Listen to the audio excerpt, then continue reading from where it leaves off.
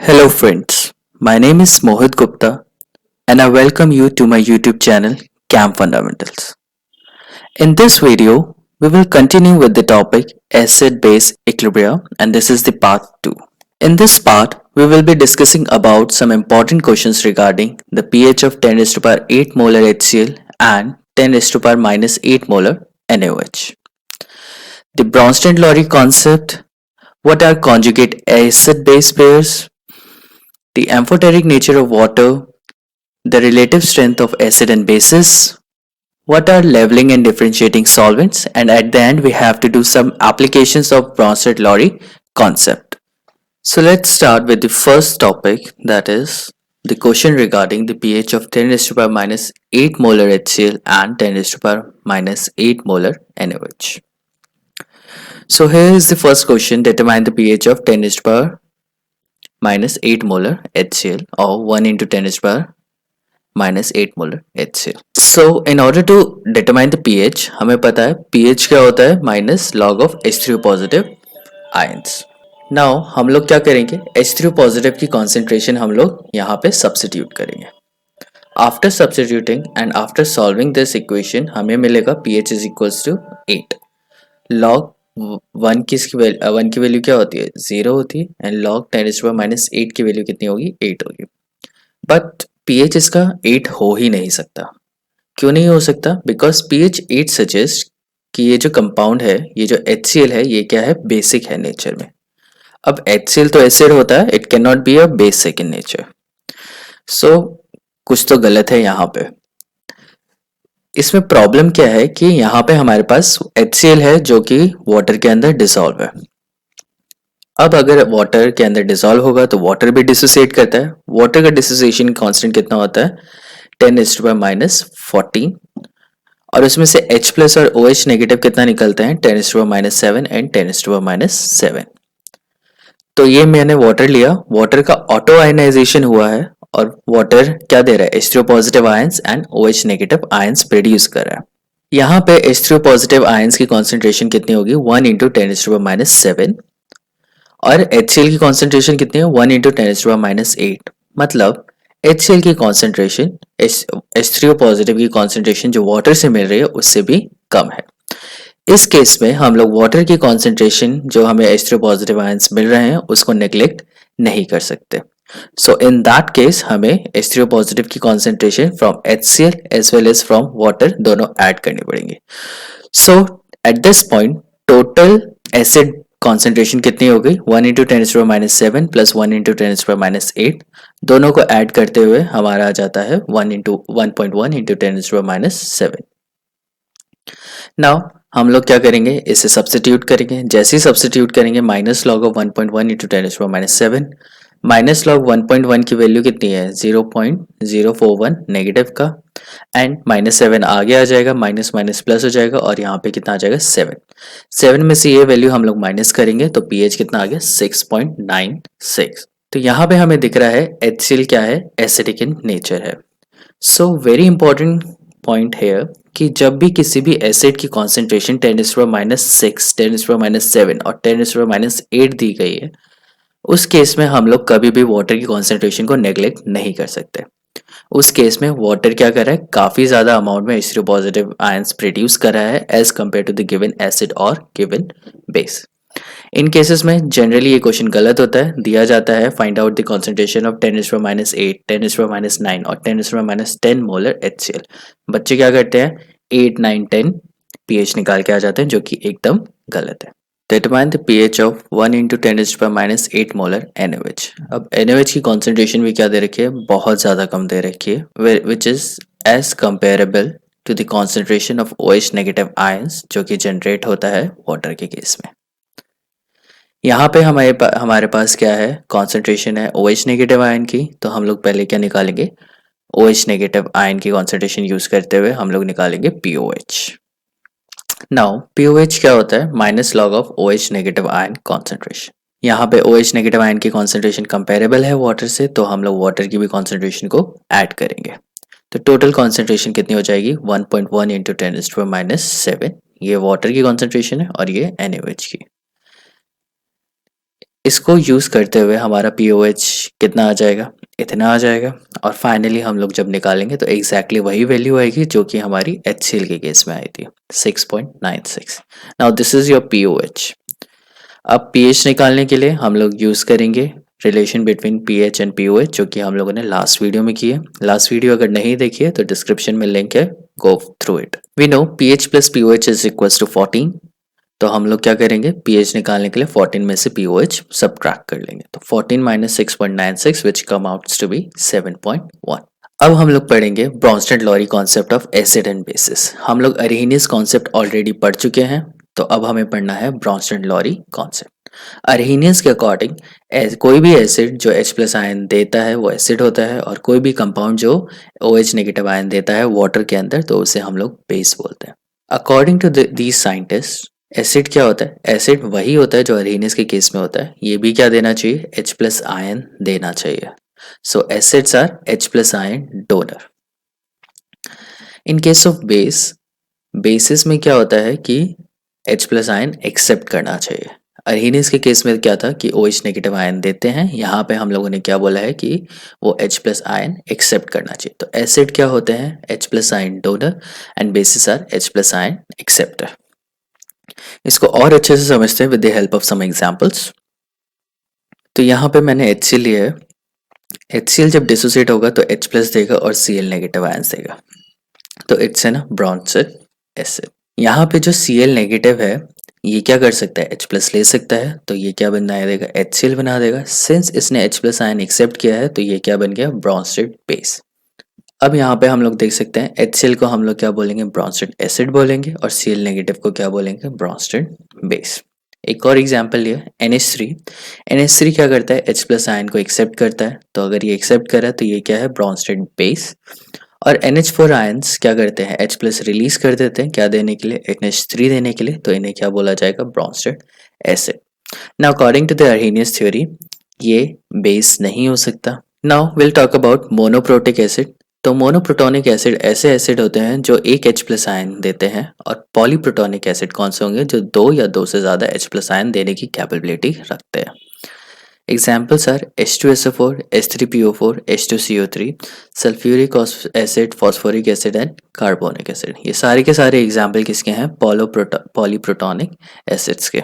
Similarly monoprotonic base and polyprotonic bases भी होते हैं। ऐसे बेस जो एक H प्लस आयन एक्सेप्ट करते हैं उन्हें मोनोप्रोटोनिक बेस बोलेंगे, और ऐसे बेसिस जो काफ़ी सारे दो या दो से ज़्यादा H प्लस आयन को एक्सेप्ट करते हैं उन्हें क्या बोलेंगे, पॉलीप्रोटोनिक बेसिस बोलेंगे। So example is sulphate ion.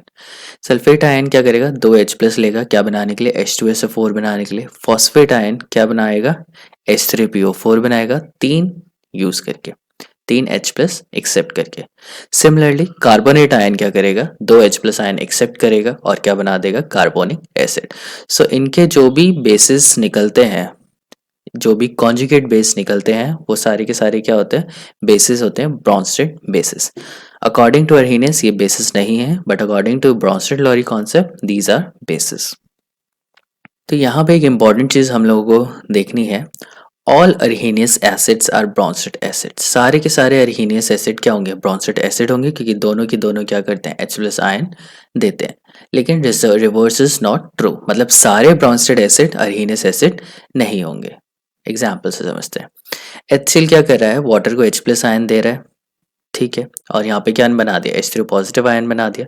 According to Arrhenius acid के पास H एटम होना चाहिए, इसके पास H एटम है, और साथ में ही ये H प्लस आयन डोनेट करेगा to produce H3 positive ions. तो HCl क्या है, ब्रॉन्सेड एसिड भी हो गया और साथ में अरहेनियस एसिड भी हो गया, क्योंकि दोनों क्या कर रहे हैं, H प्लस आयन दे रहे हैं।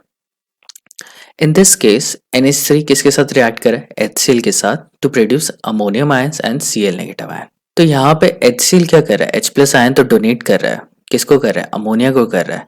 तो HCl is an acid according to Bronsted Lowry concept. However it is not an acid, किसके रिगार्डिंग, अरहेनियस के कॉन्सेप्ट के रिगार्डिंग। क्यों, क्योंकि अरहेनियस ने बोला था HCl तभी एसिड हो सकता है अगर वो वाटर में H प्लस आयन दे रहा है, और यहाँ पे जो फेज है वो वाटर नहीं है, यहाँ पे जो सॉल्वेंट है वो वाटर नहीं है, यहाँ पे सिर्फ अमोनिया और HCl एक दूसरे से रिएक्ट कर रहे हैं गैस फेज में। क्लियर। तो इस केस में HCl हमारा एसिड है। हाउएवर अरहेनियस के अकॉर्डिंग अगर कोई भी एसिड गैस फेज में है या कोई भी एसिड नॉन प्रोटॉनिक सॉल्वेंट में है या वाटर के अलावा कोई भी सॉल्वेंट में है, कोई भी ऑर्गेनिक सॉल्वेंट में CCl4 TCM, तो उस केस में उसे एसिड नहीं बोला जाता। लेकिन ब्रॉन्सन लॉरी के हिसाब से कोई भी ऐसा एसिड हो सकता है जो H+ आयन दे, चाहे वो प्रोटॉनिक सॉल्वेंट में दे, नॉन प्रोटॉनिक सॉल्वेंट में दे, ऑर्गेनिक सॉल्वेंट में दे या फिर एक्वस सॉल्वेंट में दे, और साथ में ही गैस फेज में भी ये एप्लीकेबल है। तो ये एक एडवांटेज होगी ब्रॉन्स्टेड लॉरी कॉन्सेप्ट की over Arrhenius theory. Next is Arrhenius can not act as Bronsted base. तो अरहेनियस बेस जितने भी होते हैं वो ब्रॉन्स्टेड बेस की तरह एक्ट नहीं कर सकते। मतलब क्या है, अरहेनियस बेसिस क्या होते हैं, वो OH नेगेटिव आयंस देते हैं। तो ऐसा जरूरी नहीं है जितने भी मॉलिक्यूल OH नेगेटिव आयंस दे रहे हैं वो H+ एक्सेप्ट करेंगे। ठीक है, फॉर एग्जांपल NaOH को मैंने वाटर में डिसोसिएट किया तो उसने OH नेगेटिव आयन रिलीज कर दिया। अब ये ब्रॉन्स्टेड बेस नहीं है, क्योंकि अकॉर्डिंग टू ब्रॉन्स्टेड बेस जो OH नेगेटिव आयन को H+ लेना चाहिए था और वो क्या बना देना चाहिए, वाटर बना देना चाहिए था।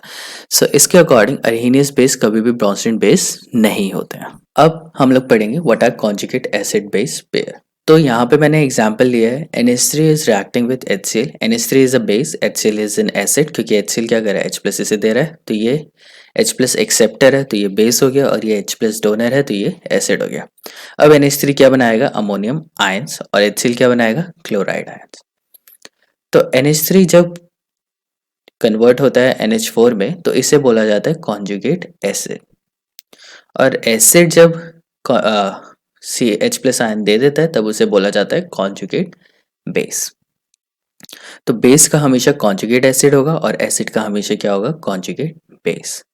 अब ये NH4 एसिड है क्योंकि ये H+ आयन दे के NH3 बना सकता है। ठीक है, NH4 क्या करेगा, Cl को H+ देगा, ये HCl बन जाएगा और ये NH3 बन जाएगा। तो ये H+ आयन डोनर है और ये H+ आयन एक्सेप्टर है, तो इसलिए ये एसिड है और इसलिए ये बेस है। और सिंस ये इससे निकला है तो इसको हम लोग बोलते हैं कॉन्जुगेट एसिड और इसको हम लोग बोलेंगे कॉन्जुगेट बेस। तो हर एसिड का एक कॉन्जुगेट बेस होगा और हर बेस का एक कॉन्जुगेट एसिड होता है।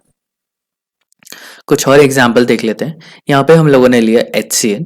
HCl क्या कर रहा है, वाटर के साथ रिएक्ट कर रहा है, तो ये H+ आयन इसको दे देगा तो ये एसिड हो गया, H3 positive and Cl negative ions बना दिए।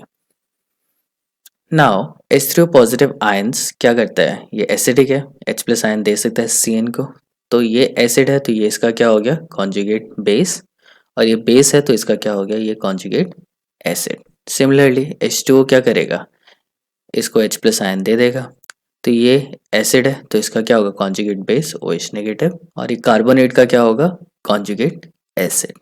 सिमिलरली NH4 आयंस जो है ये क्या है, एसिड है, ये H+ आयन H2 को देंगे, तो ये एसिड का क्या होगा, कॉन्जुगेट बेस NH3, एक H+ कम करना है, और यहाँ पे क्या करना है, एक H+ ज़्यादा करना है। बस सिंपल है, कुछ नहीं करना होता, जो भी है एसिड है उसका एक H+ कम कर दो तो वो उसका कॉन्जुगेट बेस बन जाता है, और जो बेस है उसका एक H+ ज़्यादा कर दो तो वो कॉन्जुगेट एसिड बन जाता है। So the conjugate base has one lesser H plus and one extra negative sign than the acid. Conjugate base के पास हमेशा एक कम H plus होगा या फिर एक extra negative ions हो सकता है। Similarly, conjugate acid has one extra H. Conjugate acid के पास एक extra H आ जाएगा और एक कम negative चार्ज आएगा as compared to base. तो यहाँ पे मैंने एक और एग्जाम्पल लिया है। यहाँ पे H3PO4 है, ये क्या कर रहा है, H+ आयन दे रहा है तो ये क्या बन गया, H2PO4।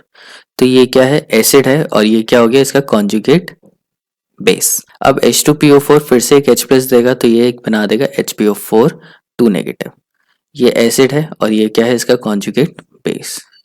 HPO4 H+ आयन फिर से देगा और ये क्या बना लेगा, PO4 3 नेगेटिव आयंस, जो कि ये क्या हो गया, कॉन्जुगेट बेस हो गया इस एसिड का। अब ये चीज़ याद रखनी है कि ये जो एसिड है इसका ये और ये कॉन्जुगेट बेस नहीं होगा, हमेशा सिर्फ एक का उसके जस्ट नेक्स्ट वाला कॉन्जुगेट बेस होगा, इन दोनों से कोई मतलब नहीं है। तो अब हम लोग नेक्स्ट देखते हैं कि यहाँ पे देखो ये एसिड था तो बेस के कॉन्जुगेट बेस के पास क्या हो गया, एक नेगेटिव चार्ज एक्स्ट्रा आ गया। क्लियर हो रहा है? तो यहाँ पे ये मैंने एग्जाम्पल तुम्हें स्पेशली दिया है ताकि तुम समझ सको कि H+ आयन कैसे एक्स्ट्रा हो रहा है और नेगेटिव साइन कैसे एक्स्ट्रा हो रहा है। Now will talk about amphoteric substances. तो एम्फोटेरिक हम बहुत टाइम से पढ़ते आ रहे हैं। एम्फोटेरिक सब्सटेंस वो होते हैं जो एसिड और बेस दोनों की तरह एक्ट करते हैं, और ब्रॉन्स्टेड की डेफिनेशन के अकॉर्डिंग जो H प्लस आयन देगा भी और H प्लस आयन लेगा भी उसे क्या बोलेंगे, एम्फोटेरिक सब्सटेंस बोलेंगे। फॉर एग्जाम्पल यहाँ दिख ही रहा है H2PO4 है, ये क्या कर रहा है, H प्लस आयन दे रहा है और ये H प्लस आयन लेके H3PO4 भी बना रहा है। तो ये और ये दोनों क्या करेंगे, दोनों एसिड और बेस की तरह काम करेंगे। H3PO4 की अगर हम लोग बात करें तो ये H प्लस देता है और ये H प्लस लेता नहीं है।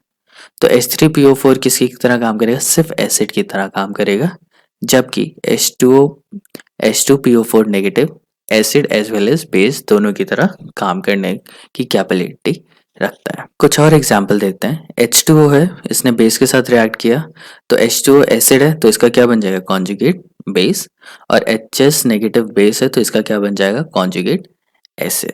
तो इन दोनों केसेस में क्या रहा है कि H2 क्या कर रहा है, एसिड की तरह काम कर रहा है, और लेकिन अगर स्ट्रॉन्ग एसिड HCl के साथ अगर हम लोग इसको डिसोसिएट कर दें तो H2 क्या करता है, बेस की तरह भी काम करने लग जाता है। तो इसका मतलब क्या है, वाटर एसिड की तरह भी काम कर रहा है और बेस की तरह भी काम कर रहा है, इसलिए वाटर को हम लोग क्या बोलेंगे, amphoteric in nature. Again I have taken an another example. Carbonic acid है, H प्लस देगा तो HCO3 negative hydrogen carbonate, and उसके बाद H प्लस देगा तो कार्बोनेट। अगर ये H प्लस एक्सेप्ट करेगा तो ये क्या बन जाएगा, H2CO3। तो H3O3 negative HCO3 negative H plus देता भी है और H प्लस लेता भी है, समझ में आया। तो इसलिए बाइकार्बोनेट या हाइड्रोजन कार्बोनेट आयंस को हम लोग क्या बोलेंगे, एम्फोटेरिक इन नेचर। नेक्स्ट हम लोग पढ़ेंगे relative strength of acid and basis. तो अब हमें पढ़ना है कि कौन सा एसिड स्ट्रांग है और कौन सा एसिड वीक है। तो यहाँ पे मैंने दो एग्जांपल लिए, H2S NH3। तो H2S क्या है, एक स्ट्रॉन्ग एसिड है, वैसे तो ये वीक एसिड है, लेकिन अगर ये बेस के सामने है तो ये कैसे एक्ट करेगा, स्ट्रॉन्ग एसिड की तरह काम करेगा। तो एसिड है तो क्या देगा, कॉन्जुगेट बेस देगा, और NH3 क्या है, बेस है तो कॉन्जुगेट एसिड देगा। अब एक चीज तुम्हें बहुत इंपॉर्टेंट यहाँ पे याद रखनी है, अगर एसिड स्ट्रॉन्ग है तो उसका कॉन्जुगेट बेस क्या होगा, वीक, अपोजिट होगा। अगर H2S स्ट्रॉन्ग है तो इसका बेस क्या होगा, वीक होगा। अगर NH3 स्ट्रॉन्ग बेस है तो इसका जो आयन निकलेगा, अमोनियम आयन, वो क्या होगा, वीक निकलेगा। तो ये हमेशा याद रखना है कि स्ट्रॉन्ग एसिड बेस का जो कॉन्जुगेट पेयर होगा वो हमेशा वीक होगा, और वीक एसिड बेस का जो कॉन्जुगेट आयन होगा वो हमेशा स्ट्रॉन्ग होगा।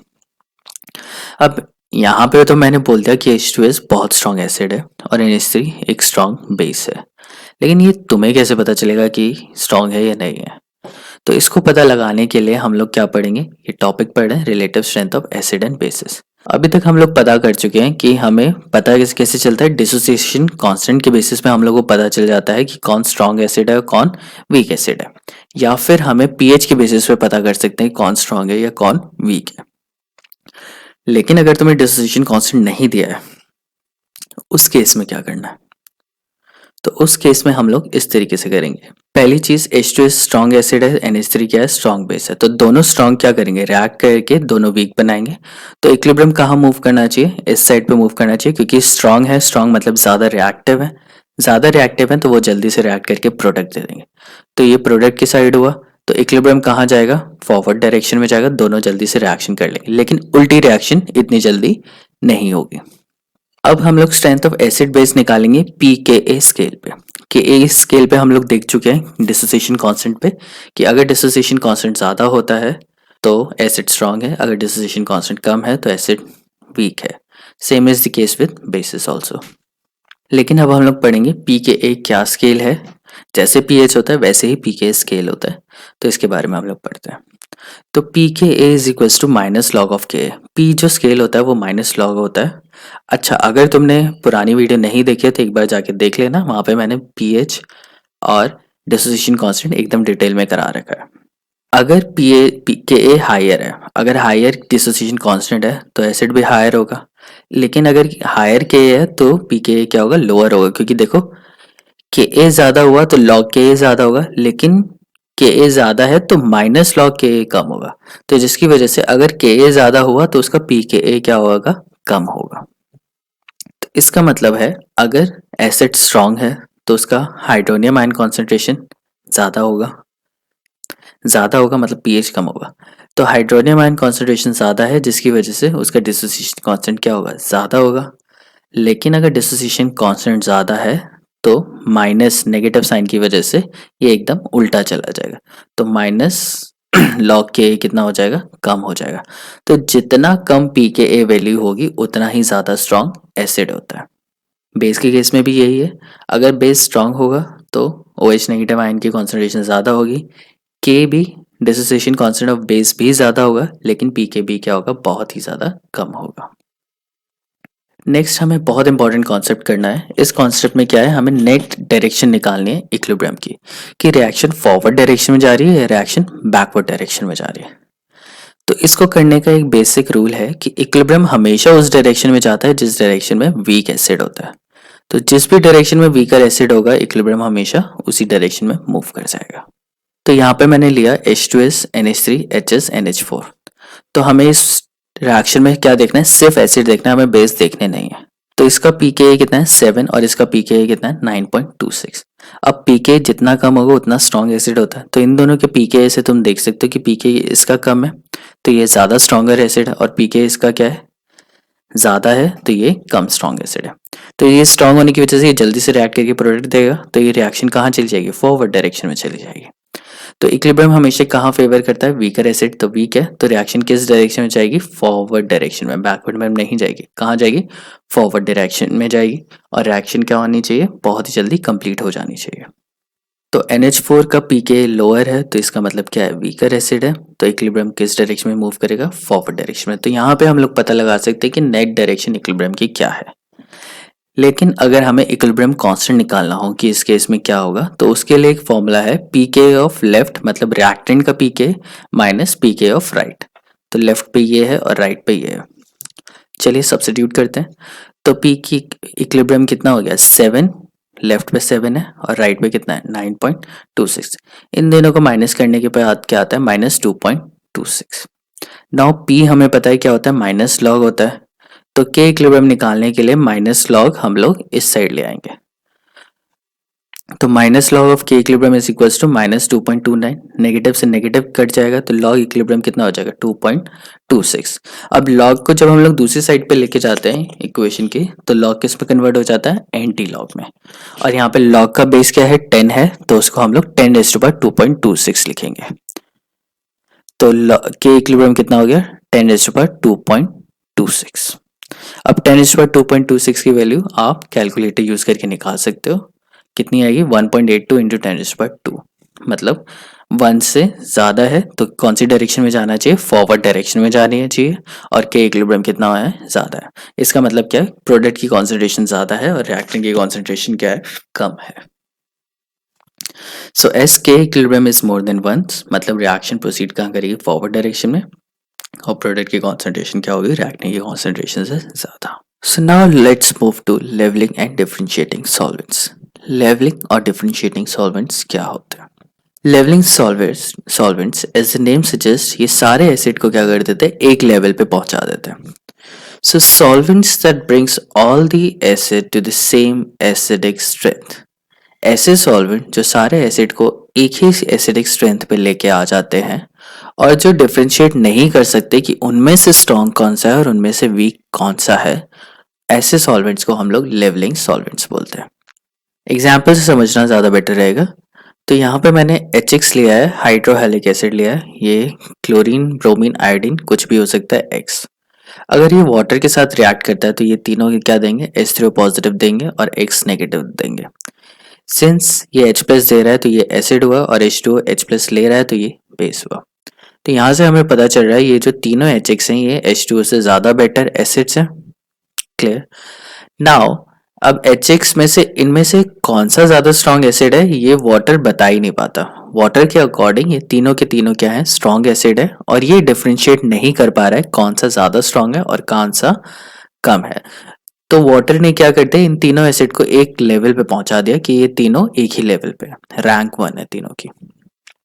नाउ अगर हम लोगों को पता लगाना हो कि इन तीनों में से भी ज़्यादा स्ट्रॉन्ग कौन सा है और कम स्ट्रॉन्ग कौन सा है, तो उसके लिए हमें चाहिए होता है differentiating solvent. So as the name suggest, जैसे नाम ही बता रहा है कि डिफरेंशिएटिंग सॉल्वेंट क्या करते हैं, डिफरेंशिएट कर पाते हैं कि कौन सा ज़्यादा स्ट्रांग है और कौन सा कम स्ट्रांग है। वाटर के लिए क्या होता है कि जितने भी एसिड्स हैं, स्ट्रॉन्ग एसिड है, उन सब का डिसोसिएशन कांस्टेंट ज़्यादा होता है और सारे के सारे क्या हो जाते हैं, पूरे के पूरे टूट जाते हैं, कंप्लीट डिसोसिएशन होता है। और जब भी कंप्लीट डिसोसिएशन होगा तो H3O पॉजिटिव आयन की कॉन्सेंट्रेशन उतनी ही निकलेगी। अगर सेम कॉन्सेंट्रेशन निकली है तो पीएच तीनों का ही सेम होगा। तो वाटर पता ही नहीं लगा पाएगा कि कौन सा स्ट्रांग है और कौन सा वीक है। तो अगर कोई भी एसिड है जो H3O पॉजिटिव आयन से स्ट्रॉन्गर एसिड है तो वाटर के लिए वो सारे सेम है।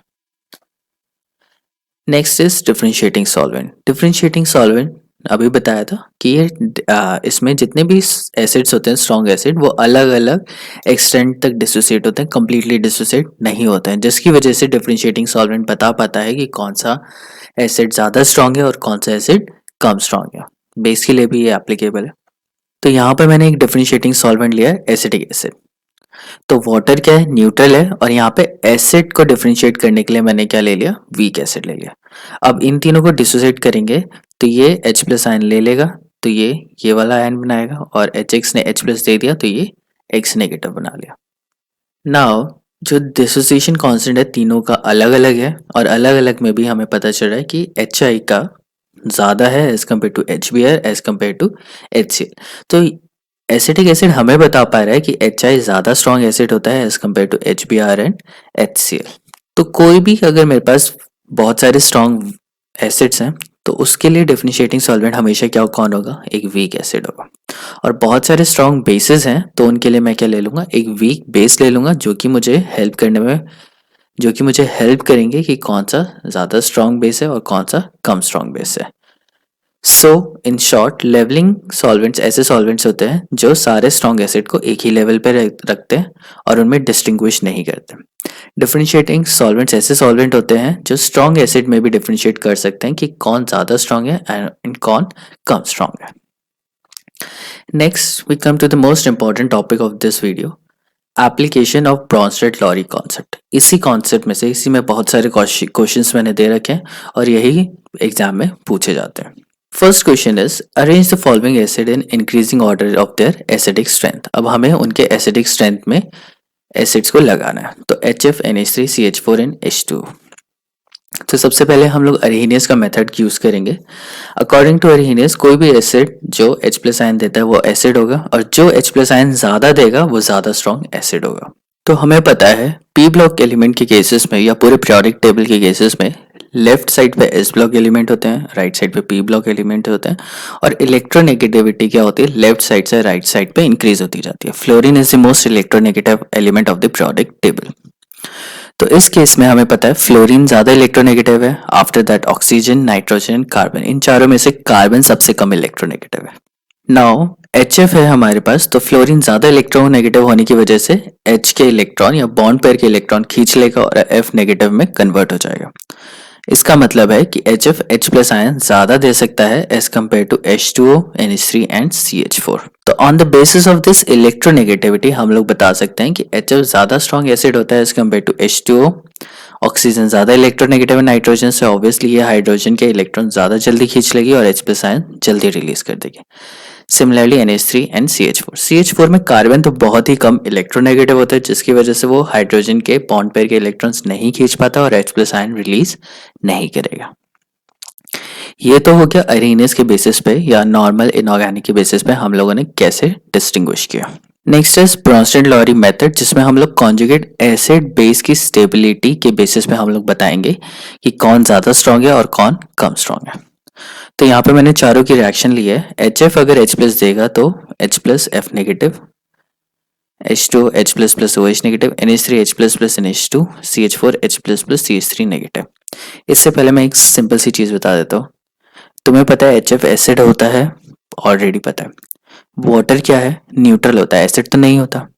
Ammonia is a base. तो यहाँ पे तुम खुद ही लगा सकते हो कि इनमें से एसिड ज्यादा कौन सा होगा, HF होगा। उसके बाद ये न्यूट्रल है, ये बेसिक है, और ये तो H प्लस कभी देता नहीं है, ना ही ये एसिड है ना ही ये बेस है।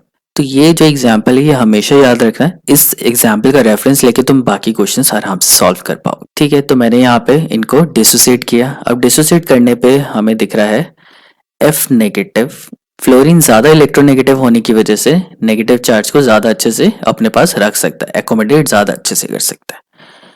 CH3 on the other hand क्या है, CH3 एक तो बहुत कम इलेक्ट्रोनेगेटिव है और उसके ऊपर 3 हाइड्रोजन एटम रखे हुए हैं जो कि कार्बन को इलेक्ट्रॉन्स दे रहे हैं, जिसकी वजह से कार्बन के पास इतनी ज्यादा इलेक्ट्रॉन डेंसिटी है कि वो नेगेटिव चार्ज को संभाल नहीं पाएगा।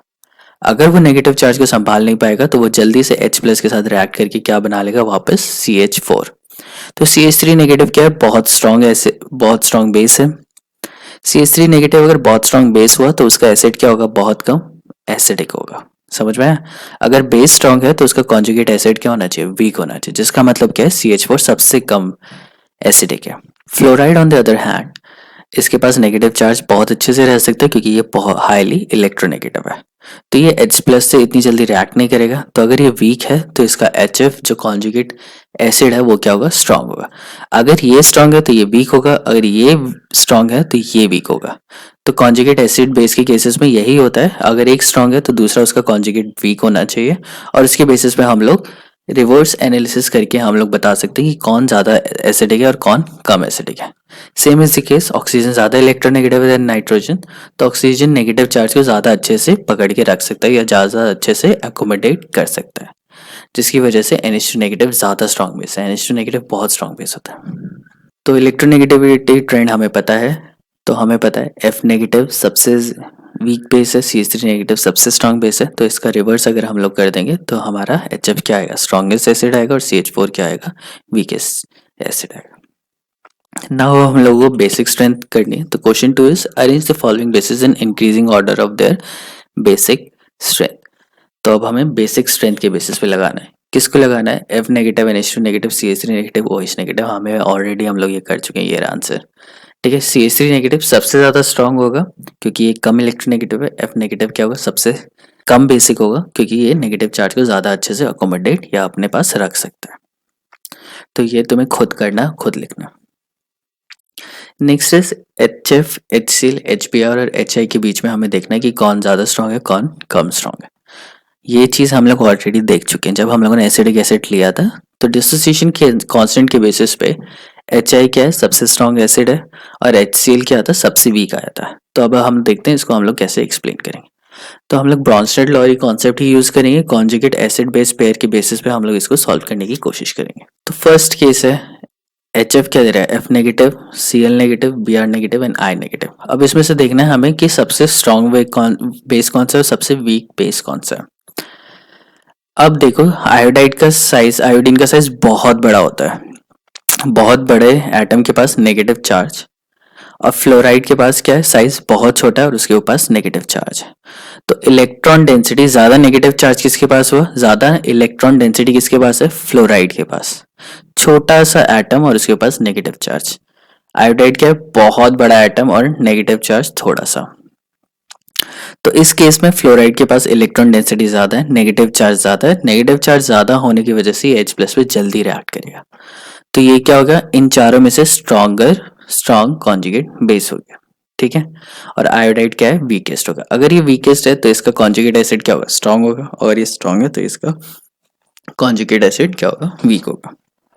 देखो, स्ट्रॉन्ग और वीक एक कंपैरेटिव टर्म है, किसी के साथ में यूज होगी, अकेले यूज नहीं होगी। ठीक है, तो एक जगह पे फ्लोराइड स्ट्रांग होगा, एक जगह पे फ्लोराइड वीक होगा। ये डिपेंड करेगा कि किसके साथ तुम उसका कंपैरिजन कर रहे हो। ऐसा नहीं कि पिछले केस में हम लोगों ने बोला था कि वो वीक था, अब हम लोग बोल रहे स्ट्रांग है।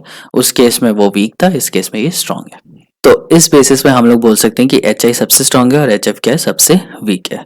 दूसरा एक रीजन हम लोग ये दे सकते हैं कि HI का जो बॉन्ड लेंथ होती है वो बहुत ज्यादा होती है।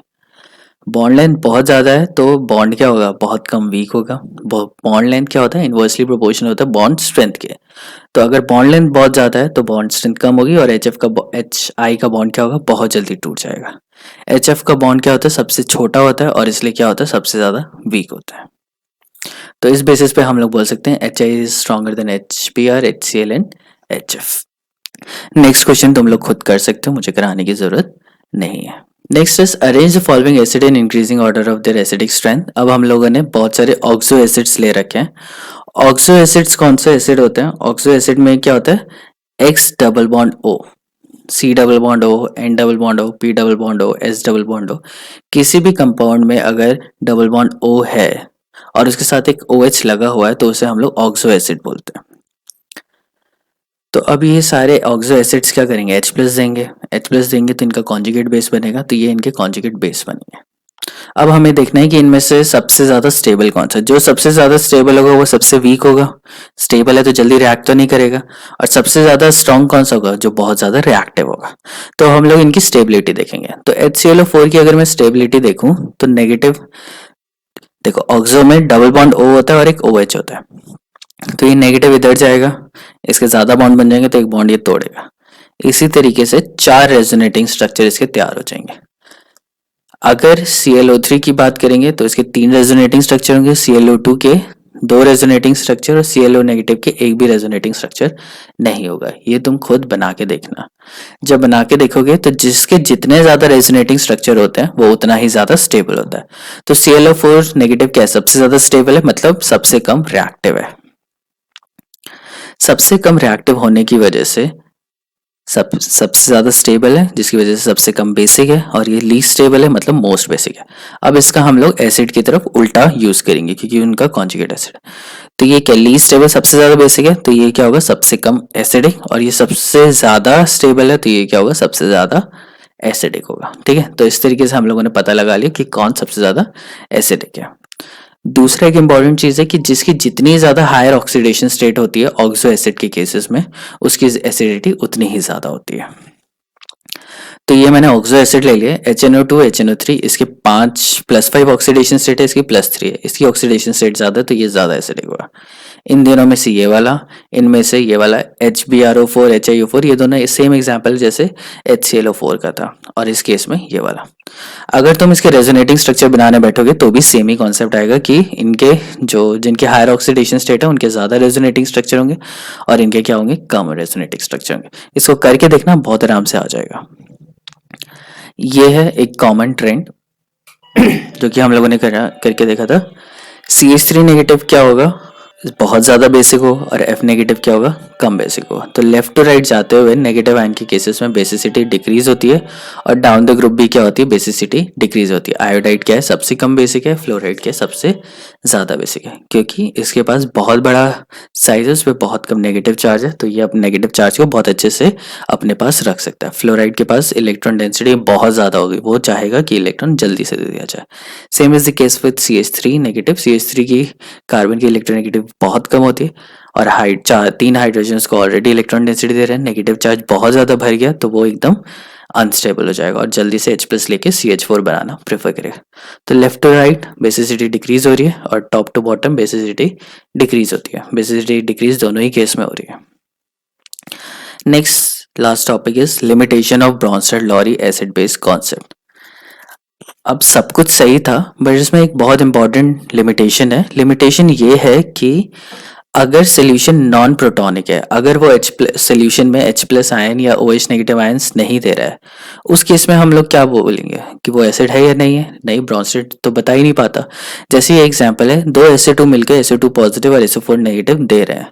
अब इनमें से कौन एसिड है? ना किसी ने H+ दिया तो कोई एसिड नहीं है, किसी ने H+ एक्सेप्ट भी नहीं किया तो कोई बेस भी नहीं है। तो इस केस में हम लोग नहीं पता लगा पा रहे कि ब्रोंस्टेड एसिड या ब्रोंस्टेड बेस या एसिड या बेस कौन सा है। तो ये पता लगाने के लिए हमें नेक्स्ट कॉन्सेप्ट पे जाना पड़ेगा। So if you learn something new today, then please hit the like button and subscribe. That's all for the today's video. This is Mohit Gupta signing off. Have a great day.